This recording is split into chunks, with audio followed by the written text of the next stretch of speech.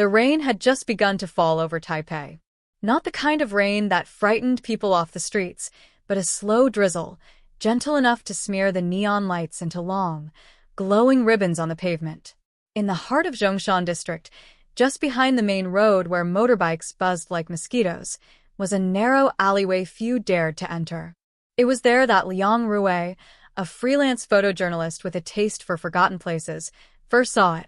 An old, crumbling sign above the alley read, Huayin Lane in faded characters. But the name didn't appear on any digital map, nor had Rui ever heard it mentioned by locals. He would have passed it by, had it not been for the photograph. Earlier that morning, an envelope with no sender was slid under Rui's apartment door. Inside was a single photograph, a grainy black and white image of a young girl, no older than 10, standing alone at the end of that very same alley. Her eyes stared straight at the camera. Or perhaps, straight through it. Rui held the photograph under the warm desk lamp, trying to decipher its age. The edges were yellowed, torn at the corners. But the most unsettling part wasn't the condition. It was the date scribbled in red ink on the back. July 10th, 1985. Exactly 40 years ago to the day. He had shown it to no one. Something about it felt too personal, too private, as if the photograph had chosen him.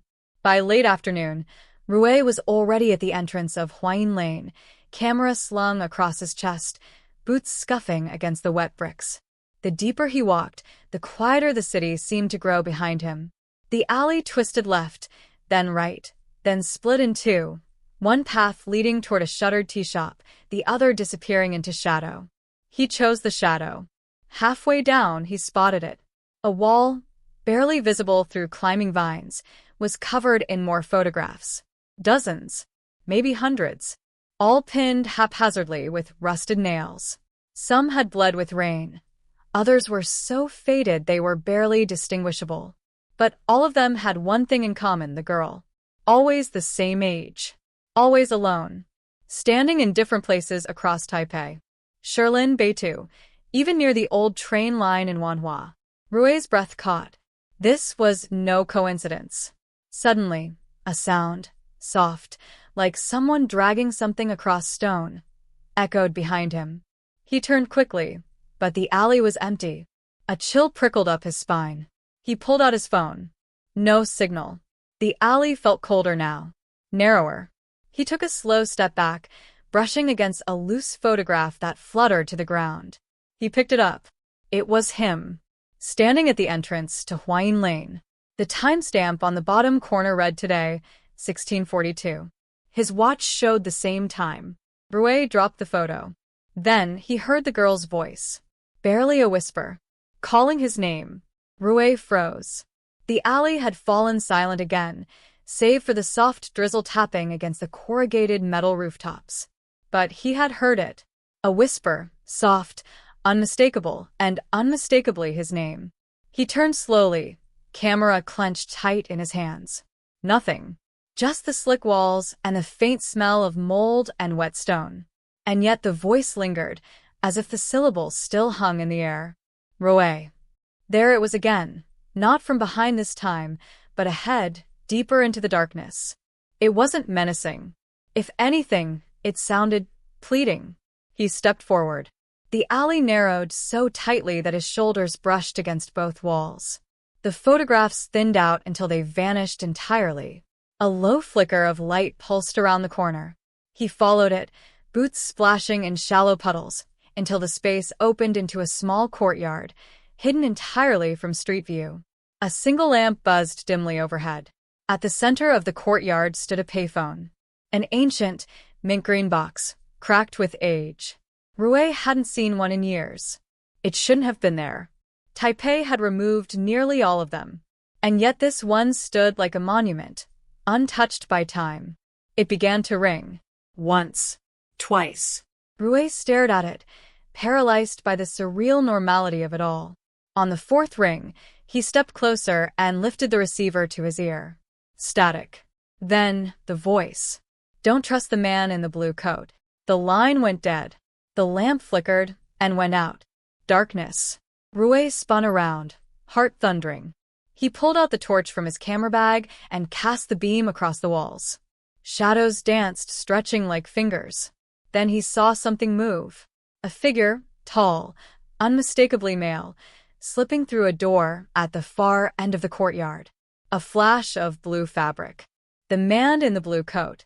The door shut with a heavy thud just as Rue reached it. He grabbed the rusted handle. Locked. He looked around. No windows. No stairs. Just the cold, quiet courtyard and the lingering chill of whatever had just vanished behind that door. He stepped back, searching for another way in. His torch caught a small metal sign half covered in grime. He wiped it with his sleeve. Qian Show Printing Company. It meant nothing to him. The name didn't match any business he knew in Zhongshan. He noted it down in his notebook, then scanned the walls again. That's when he spotted something near the ground, a vent, just large enough to squeeze through. Moments later, Rue was crawling on his stomach through a tight shaft, air stale and thick with dust. When he emerged, he found himself inside what looked like a dark room. Red light bathed the space in a ghostly hue. Trays of chemicals, drying lines, and negatives pinned up across string. It was all outdated, relics from analog photography. But someone had been using it recently. He flipped through the photos. Every one of them featured the same girl. In every shot, she was standing beside someone. Always a different person. A man in a chef's apron. A school teacher. A grandmother selling herbs in a market. Rue's eyes stopped on one particular photo. The man in the blue coat. This one was different. He wasn't looking at the camera, he was looking at the girl. And smiling. A date was scrawled beneath it in the same red ink as before. July 10th, 1985. The sound of glass breaking echoed from the hallway beyond the darkroom. Rue turned towards it, and this time, he didn't hesitate. He stepped into a long corridor lined with filing cabinets and peeling wallpaper. The air here was colder. The building was much larger on the inside than it appeared. Doors lined both sides of the corridor, most of them locked. At the far end, a warm yellow light glowed from an open office door. Inside, he found a desk covered in dust, a broken ceiling fan above, and a leather-bound journal resting at the center. He opened it. The first page contained a name. Dr. Lin Wenjie, Psychiatric Records, 1983 to 1985. The entries were handwritten in neat, looping script. They spoke of a child, unnamed, brought in after a traumatic event in Beitou. No parents. No identification. Only the photograph she carried with her. The girl refused to speak to anyone except Dr. Lin. Over the course of the entries, it became clear that the girl showed strange behaviors. She never aged. Her appearance remained the same across months. Nurses were unsettled. Visitors complained of seeing her in places she couldn't have been. Then, on the final page, a chilling sentence. The girl is not a patient. She is a pattern.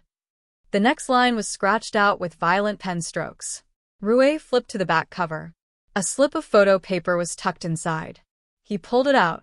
It was a photograph of Rue himself. But this time, he wasn't alone. He was holding the girl's hand. She was smiling. Rue stumbled back from the desk. He stared at the photo again, trying to make sense of it. He didn't remember ever meeting the girl. The background showed a place he'd never visited. A railway platform, old and overgrown with vines. On the back of the photo, a single word was written. Ruifeng. He knew it. A quiet district on the outskirts of Taipei, not far from the abandoned rail line. It made no sense, yet the urge to go there pulsed through him like a drumbeat. He turned to leave, but froze. The man in the blue coat was standing in the doorway. Tall. Still. His coat dripping from the rain. Face partially obscured by shadow. He said nothing. Rue stepped back, but the man didn't move. Instead, he held out a small object. A train ticket. Rue reached out, hand shaking, and took it. Taipei to Ruifeng. One way. No date. When he looked up again, the man was gone. The next morning, Rue boarded the earliest train from Taipei main station. The old diesel engine rattled more than he expected. Most commuters were half asleep, their eyes glued to phones or drifting out the rain-streaked windows. Rue sat alone, clutching the strange ticket. The conductor hadn't even glanced at it when he passed. Outside, the city slipped away into misty hills. Tower blocks gave way to forest. Taipei disappeared behind tunnels and trees. As the train neared Ruifang, Rui noticed something strange. The closer he came, the fewer people remained on board. By the final stop, he was the only passenger left. The station was deserted. Weeds broke through cracks in the platform. The digital signboard blinked static, and the speakers above crackled, as if trying to announce something long forgotten. He stepped out into silence. Ruifang had once been a mining town, but now the streets were hollow. Shops were shuttered, windows broken. The air smelt of wet earth and time.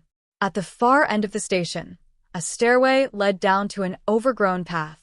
Rue followed it, guided only by instinct and the photograph of himself with the girl. 10 minutes in, he reached the platform from the picture. The same moss-covered benches, the rusting signpost, and carved into the old wood of the bench, initials.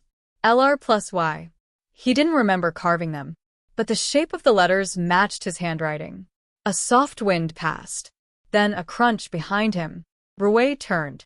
The girl stood there, exactly as in every photograph. Same fringe, same expression, same calm eyes. She held out her hand. Without a word, Rue took it. The girl led him through the forest, past forgotten rail lines, and into the shell of what once had been a mining administration building.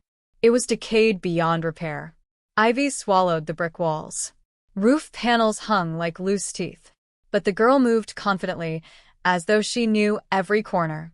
Inside, Rue followed her down a spiral staircase, lit only by the daylight leaking through cracks above. They stopped at a door. She looked up at him and placed her small hand against the wood. The door opened.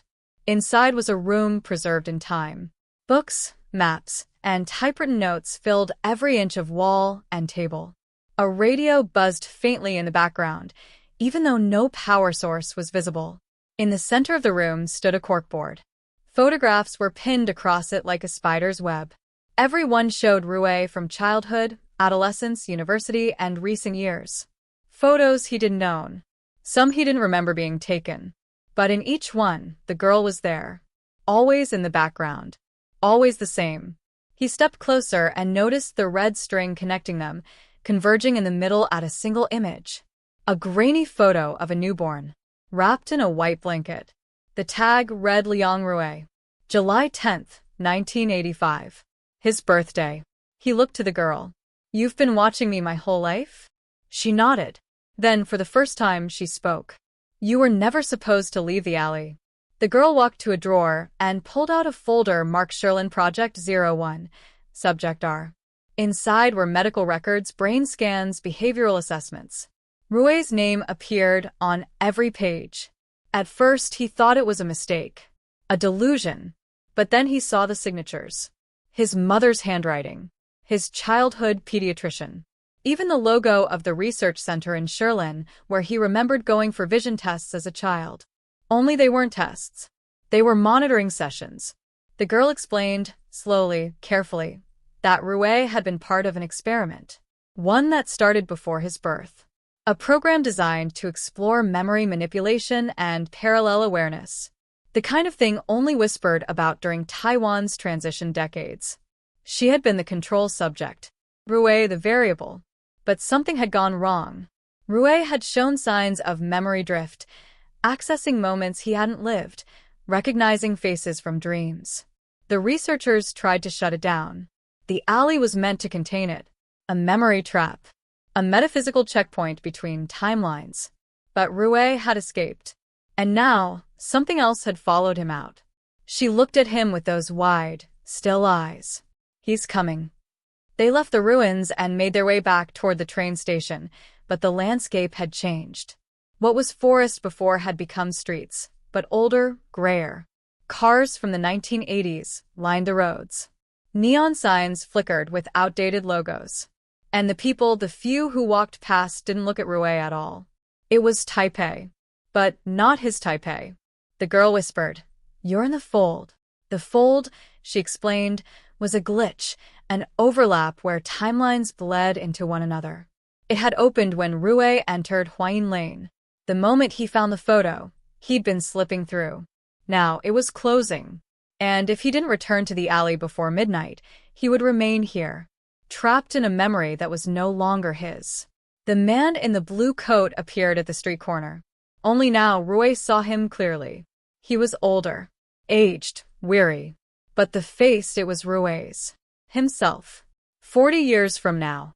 His future self raised a hand, silently begging him to stop. But the girl pulled Rue's arm. Don't look. He's the fracture. They ran. The sky above Taipei cracked with lightning as Rue and the girl reached Huayin Lane once more. But it wasn't the same as before. The alley twisted on itself, folding inward like a ribbon.